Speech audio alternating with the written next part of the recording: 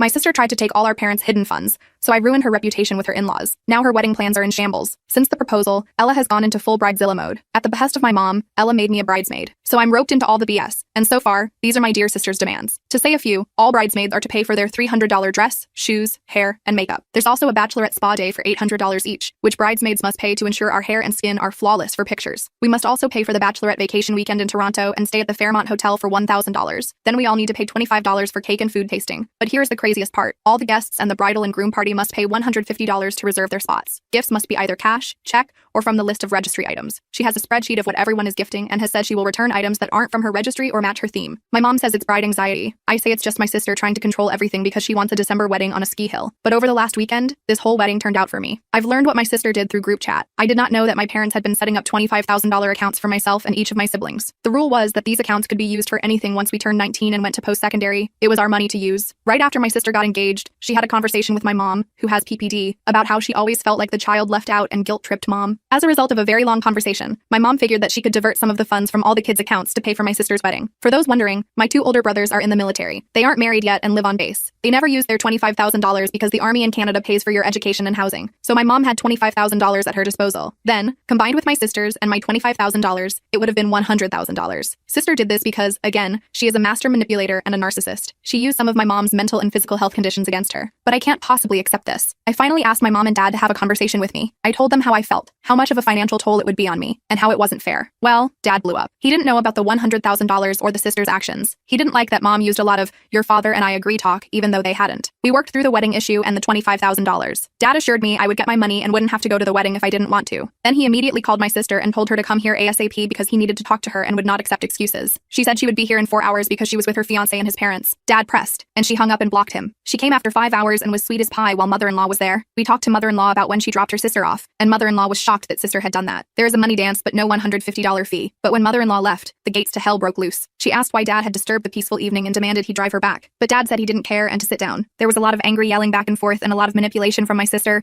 including threats of no contact or no seeing possible grandkids in the future. She was trying to get mom to return to the original $100K plan, but mom and dad weren't budging. Soon-to-be brother-in-law and his family aren't paying for poop apparently, so now they have to, or sister doesn't get to have her ski hill wedding. Sister eventually got an Uber and left because she was being attacked. After that day, my parents told sister's in-laws that for such a wedding to happen, everyone would need to contribute. Her in-laws agreed that $100,000 for a wedding is insane. Last I heard, my sister will get her $15,000 for the wedding, which is $5,000 because of the $10,000 dress, since it's already ordered, and then her in-laws are being generous and helping with $15,000. Now Ella hates me. She blamed me for everything, and said that I had caused irreparable damage to her relationship with her fiancé and in-laws. Because of this, she's banned me from the wedding and her life. I honestly don't care. I don't see it as losing a sister. I see it as losing a bully.